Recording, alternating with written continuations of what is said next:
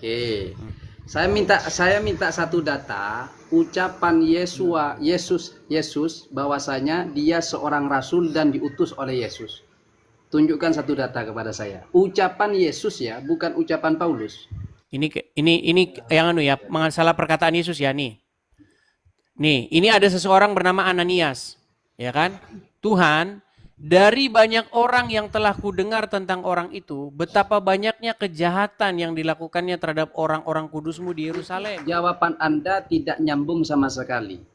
Oke, Kenapa? sebelum kita lanjutkan ya teman-teman ya, sekali lagi teman-teman, waspada ya teman-teman ya, banyak akun-akun Edis TV palsu, banyak sudah jadi korban.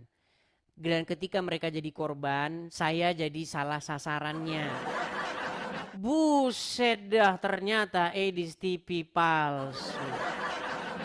Masih ada zaman sekarang itu loh, saya gemes.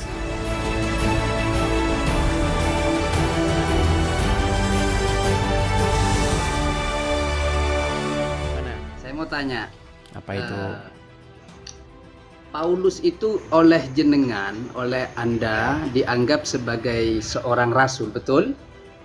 Bukan oleh saya. Paulus diutus oleh Yesus, dijadikan utusan kepada bangsa-bangsa non-Yahudi. Oke. Saya minta satu data ucapan Yesus bahwasanya dia seorang rasul dan diutus oleh Yesus. Tunjukkan satu data kepada saya. Ucapan Yesus ya, bukan ucapan Paulus. Ucapan Yesus bagaimana? Ucapan Yesus yang mengutus seorang Paulus untuk menyebarkan agama Kristen ke non-Yahudi. Menyebarkan, kata-katanya seperti itu. Menyebarkan Ya, pengajaran intinya, Yesus begitu. Dan bukan. pengajaran Yesus itu Intinya adalah begini. ajaran Kristen begitu. Ajaran Kristen itu maksudnya ajaran Yesus gitu. Intinya begini, dia diutus oleh Yesus dari ucapan Yesus, bukan ucapan Paulus. Baik, baik. Saya bacakan ya. Tapi mungkin nanti agak sedikit panjang, nggak apa-apa ya. Boleh? Baca. Ayo cepatan, Baik. jangan terlalu banyak diam. Iya, saya kan sedang mencari ini ayatnya. Sabar. Bijak. Aduh. Kok bisa Anda hafal ini ayatnya loh. gimana Bang Edi? Baik, Anda saya kan ini tunjukkan. seorang pemeluk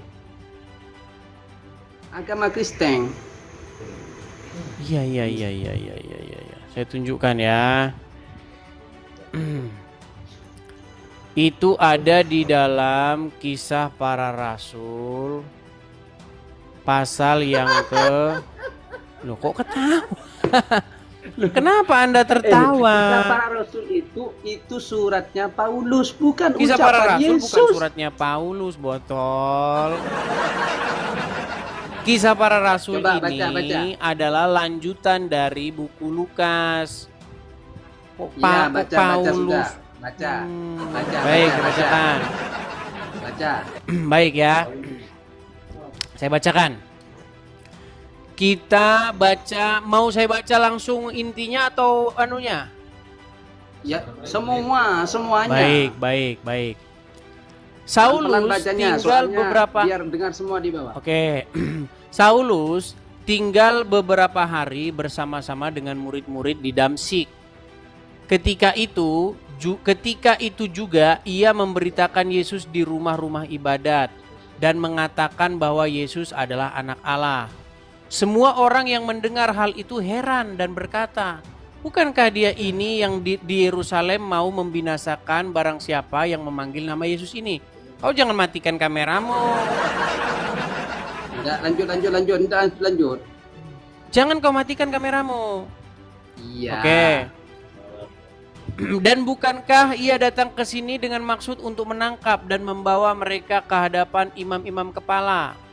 Akan tetapi Saulus semakin besar pengaruhnya dan ia membingungkan orang-orang Yahudi yang tinggal di Damsyik karena ia membuktikan bahwa Yesus adalah Mesias. Ini yang ya, masalah perkataan Yesus ya nih. Nih, ini ada seseorang bernama Ananias, ya kan?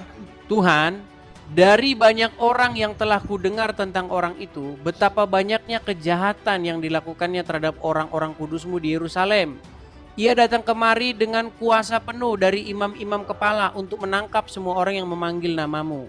Tetapi firman Tuhan kepadanya, pergilah, sebab orang ini adalah alat pilihan bagiku untuk memberitakan namaku kepada bangsa-bangsa lain serta raja-raja dan orang-orang Israel.